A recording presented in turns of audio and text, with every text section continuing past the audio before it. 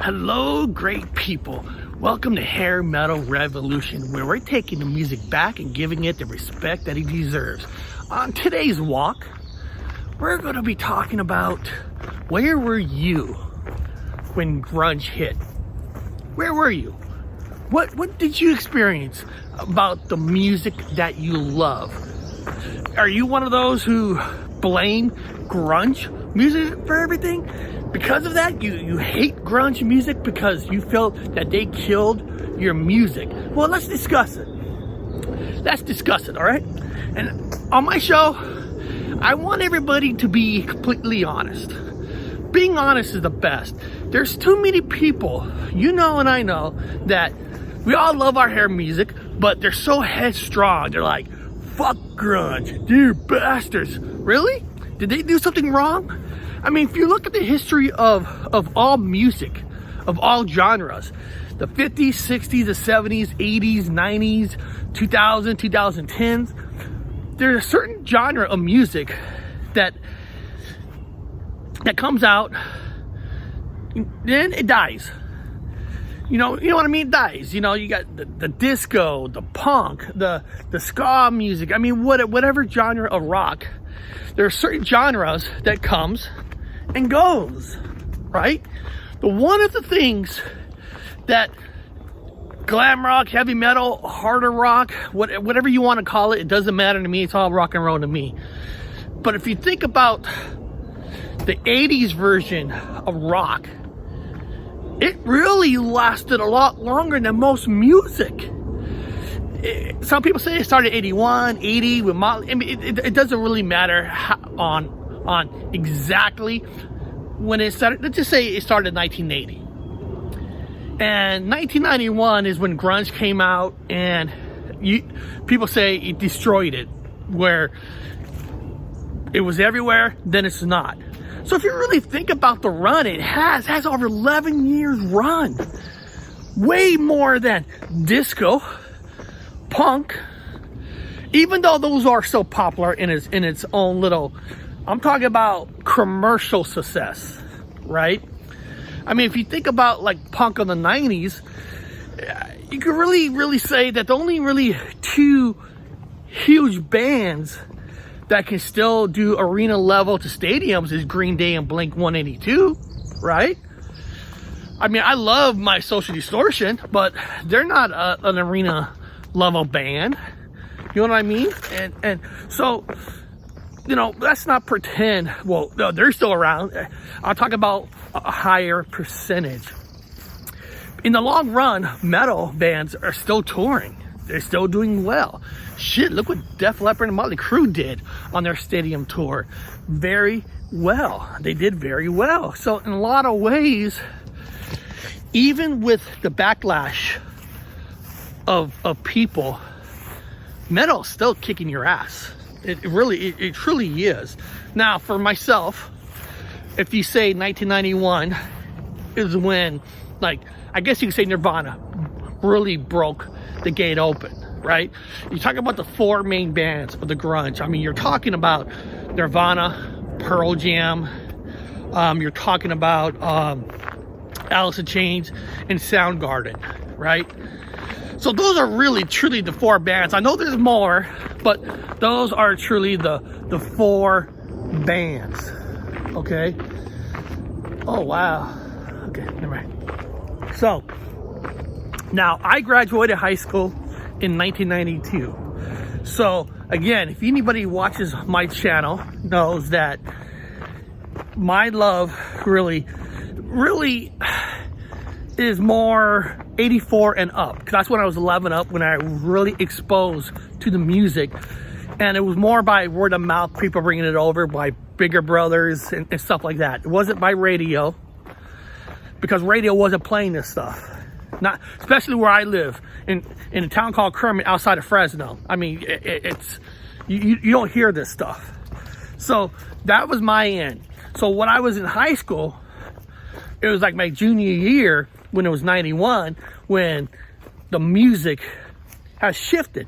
Because of course in the early 80s, I would say most of the fans were the hardcore metal fans that was there from the beginning.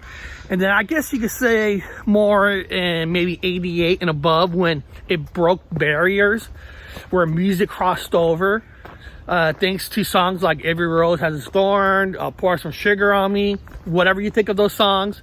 It helped bring in the other percentage of people that were against it, that called the devil's music, who jumped on board. Then in 91, of course, those my opinion, those same preppies who finally jumped on metal, jumped on grunge, because there's a percentage of people that will just jump on whatever's hot. There's not those true fans. There's not a high percentage of those true fans that stick with your band from highs and lows. There's really not. I wish there was, but there's not. So let's look at it. Now, if you think about it, now my favorite of the grunge bands, of course, is Alice in Chains. Now, Alice in Chains, the Soundgarden, came out way before Nirvana and Pearl Jam. Shit, Alice in Chains toured with Poison, Van Halen. You know, that's why that's one of the things I love about Alice in Chains. They just wanted to play. Now, of course, Nirvana had an album, Bleach, and then honestly didn't do nothing until Nevermind came out. And when that came out, that's when the transition started to happen. But was it the fault of the bands? Was it the fault of corporations? Was it the fault of the fans themselves? The band's fans? I mean, everybody's going to have their own, like, in order of what they felt when grunge, like, took over. Now, this is coming from my point of view, my opinion, because I am no expert with data, because we all know data is manipulated by who's ever doing the data. It's just like all these surveys say, well, the majority of Americans believe this. And I'm like, well, really? I never took in that survey. Everybody I know haven't taken that survey. So unless every single person on this United States of America did the survey, well, it's not very accurate. I mean, if I want to push a Republican view, I go to a Republican college. I want to point a Democrat view, I go to a Democrat college. You know, so manipulation is very easy in data. So it's more, my opinion, is opinions. All right. Now, for myself, I feel the issue was more with the corporations of the world versus the bands themselves. Because when somebody says, yeah, but Eric, Nirvana, Pearl Jam were talking shit about rock and roll metal, like they're the real music. And I always hated that. They were talking shit. Well, people forget. You know this? You know what I'm about to say is true. We all love Metallica, right? We all do. But let's not pretend that Metallica did not come out and talk shit about the metal music that was going on. It was 1982 and Mötley Crüe had just put out Too Fast for Love. I remember one night out in front of the Troubadour, we're standing there in our Iron Maiden t-shirts, and it was like, after a couple of, cold sort of Schlitz malt liquors, or whatever, it was like, you saw, like, Nicky and Tom, it was like, Mötley Crüe. I remember, like, Nikki Sixx started chasing after me, and the one thing I could do, because, 5'6" of me, I could, like, run faster than he could in his 16-inch platform boots, so it wasn't a contest there.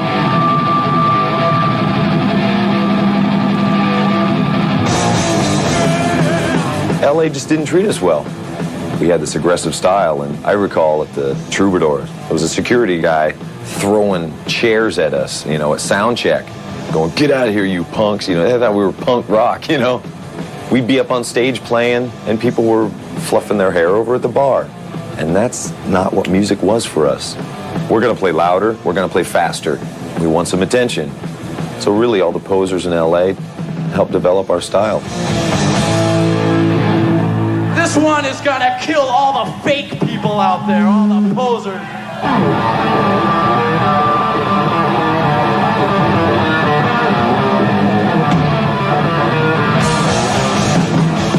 Let me tell you, we go way back with Metallica, Ratt. Because at the time, our drummer was rehearsing with Lars. Those guys hated what was happening.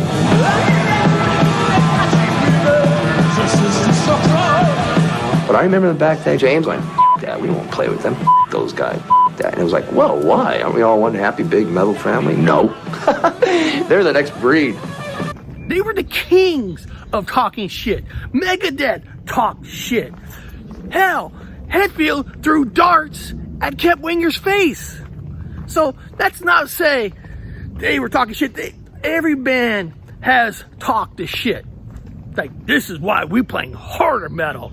Because Metallica was the king of talking shit. And now I get, hey, Hetfield apologized to Kip Winger like 20 years later. But they apologized. So bands talking shit ain't nothing new. We've seen metal bands within the metal community talk shit. I remember seeing them talking shit about White Lion because their song When the Children Cry.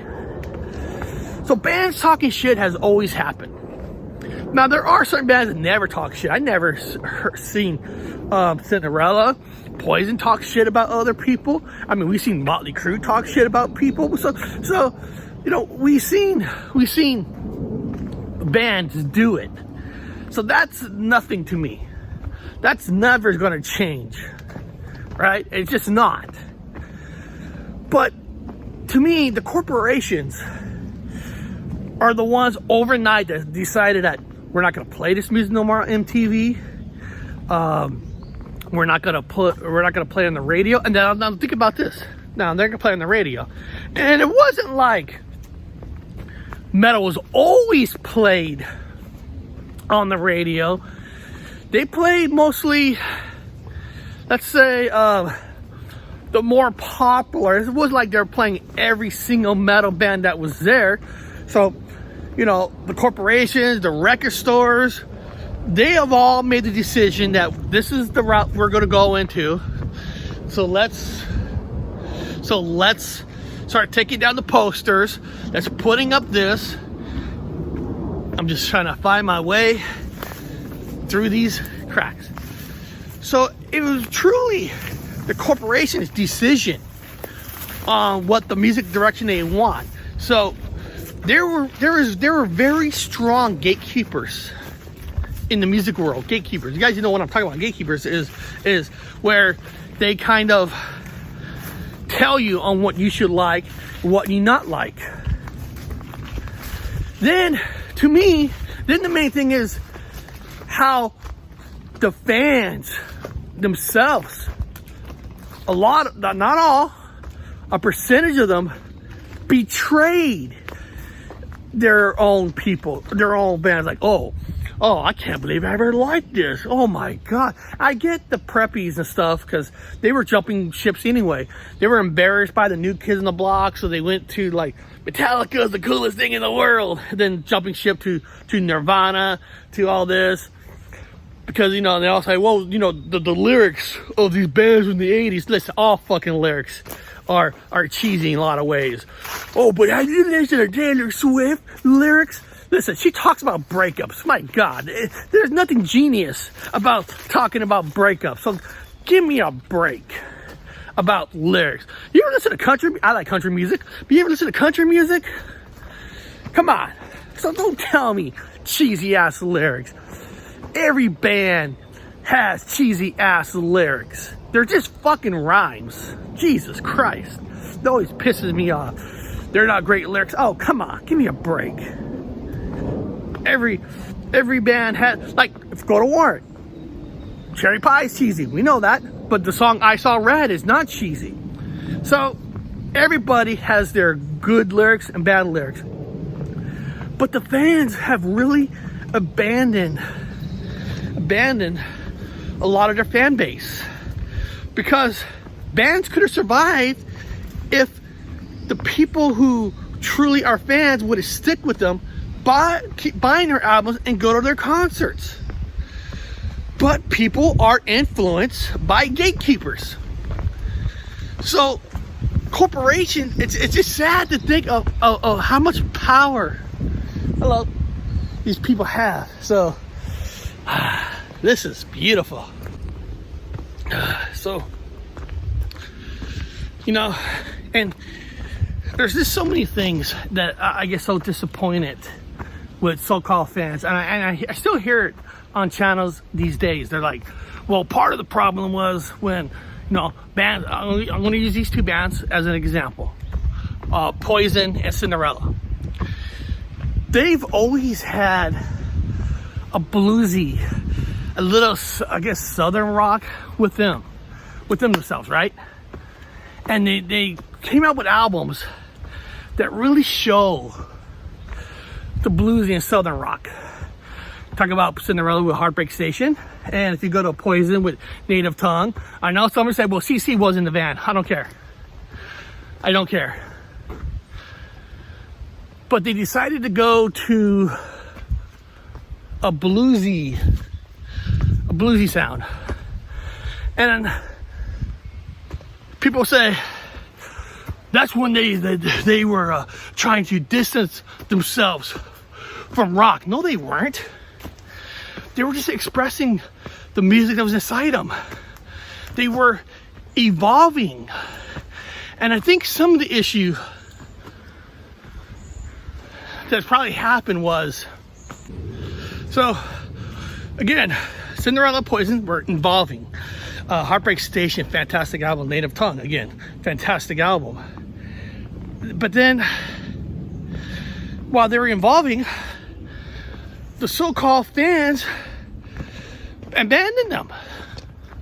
Like, this ain't metal. Yes, it is. I mean, I love going to live concerts.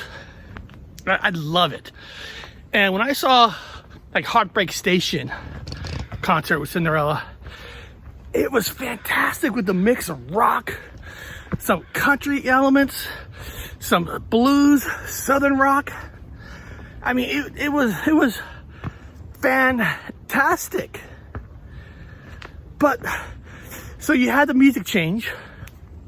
You had the radio stations that abandoned the bands, and then the fans listened to Gatekeepers and all that. And part of the problem was when these record companies, when bands were evolving sound, which to stay alive, you're supposed to evolve, right? That's what you're supposed to do.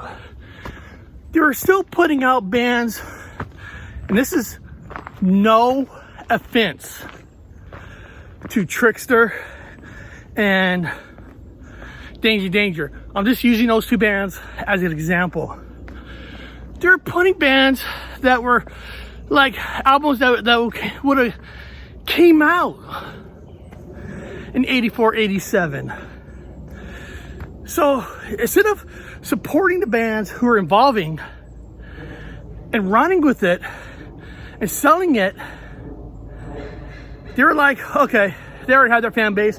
Here are these bands going to go back and play the same formula. And of course, Danger Trickster gets blamed for part of the band. Of course, Warrant gets blamed for the band song Cherry Pie. But it wasn't.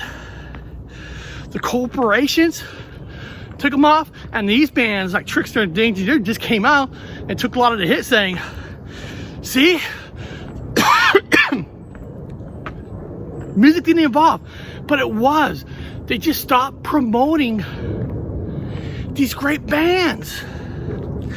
And the fans, not all, majority of the fans abandoned their fan base. If you want me to say, did they have the balls to stand up and say, I like it all? Because for me, I loved it all. I love it. I love Green Day. I love Alice in Chains. I love Social D, Offspring, Jane's Addiction. I loved it all because I'm a music lover. And of course, living in the town I lived in, you know, I didn't really see like these changes because I'm not around radio stations that really did play their music. So no matter what, everything I got was from word of mouth and magazines. So it wasn't really a change for me, but I embraced it. But again, people say, hey, remember when grunge took over? But playing both sides, well, grunge didn't last that long, did it? Really? What, they had like a good 4-year run? Yes, I know that Pearl Jam could still play arenas and stuff, but they never repeated the diamond sales they did on the album 10. So in a lot of ways, rock won, but it's not about winning. It's enough to share. It's just, it was more of not them winning. The fans finally said, you know what, I can like it all. Regardless of why they left in the first place, they didn't. And then I also remember, like, a complaint was, yeah, but bands from the 80s weren't really doing rock and roll, straight rock anymore. There were makeups and lasers and I always hated that argument. Always hated that argument, because you got to look at the level of the places that the bands are playing at. All right. Now let me tell you this. Like, I went to the Green Day American Idiot tour at Tacoma Dome. During that time, my seats were blood seats. They weren't general admission anymore. You pay for where the seats are. And when the only way I saw Billy Joe and the band members, if they weren't on the big screen. The Mötley Crüe Def Leppard Stadium tour, it didn't have the big screens, I wouldn't have seen the band. You know, because they were like little ants. So a stage presence of what you want to call lasers, you want to call fire, smoke, you had to do that, because that's the only way that you can entertain when you can't see the band. So when people say, like, yeah, but this band rocked, well, that band played at a theater that holds 3,000 to 5,000 people, where you can see the band. They don't need all that smoke show because you can actually see them. But think about these arenas and stuff. If you're sitting way in the back, yeah, you can hear the music, but sometimes the visual is what you need to understand the music more. So bigger they get, yes, they have to get bigger with pyro, with everything. So in a lot of ways, it's, you know, it's bands had to do an opera style to get people in. Let's go back in the 70s, right? Now let's look at the band Kiss with the makeups. Now, all us Kiss fans have to admit, Kiss was never a band that sold diamond records. They never did. They get lucky, they sell 1 million copies or maybe 2 million copies, right? They're lucky. But what kept them in the business was the mystique of the makeup. It was the mystery. You know what I mean? So makeups and stuff is sometimes,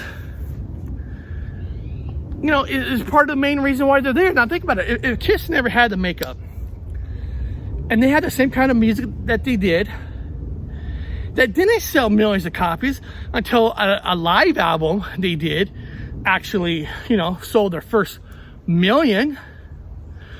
But they weren't a 3, 5 million, 10 million album sellers at all.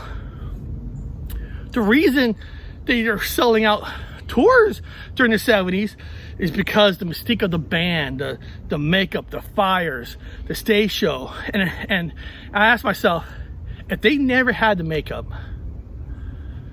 would have they been just as irrelevant now if they didn't ever have the makeup? Yeah, I know the story. They had to rebuild their career in the 80s without the makeup. But still, the Kiss name was already there. It was already planted in most people. So, and I have to say, they probably wouldn't have been the same. If they didn't have the makeup, Who knows if they would have even lasted as long as they did. I mean, we don't know. We don't know. So a lot of times, the makeups, whatever people make fun of, the clothes, the brightness, but every band had like a stage show type of presence. I mean, listen, we all love Van Halen. Van Halen's considered rock and roll, right? But let's not pretend that David Lee Roth did not dress like a pimp on stage. Mr. Karate Kicker. I mean, talk about a stage dressing actor on stage. David Lee Roth was that person. You know, even with Sammy Hagar, which we love his voice, it was with Van Halen, they wore bright colors, very colorful. Eddie with baggy pants. So everybody in their own way had their own stage look. I mean, Judas Priest with all the leather. Oh, that was, they're men. They're real men. Well, then, you know, Halford, you know, came out, which is awesome that he really, truly represent. And I remember like, oh, wow, we thought that was purely manly. You know what I mean? It is manly. But what I mean is everybody had some kind of a gimmick. Like, well, people say, well, Tesla did it. No, Tesla didn't. But they weren't headlining arenas either. Is it because they didn't play with, I don't know, dressing up? There could be a conversation that said if they did, maybe they would have you know, headline arenas. I mean, we don't know. But the whole 80s to me was like a two-parter, the music and the stage show. And it was really truly back in those days about going to these live shows because they were events. Nowadays it's a little different. It doesn't matter how they want to dress or not, because live events, live shows, not all, but doesn't hold the same kind of a candle power it did back in the 80s and early 90s and 70s, where you truly did make an event. I get it. I know Taylor is an event for a lot of people, but for every Taylor, there's millions that are not. So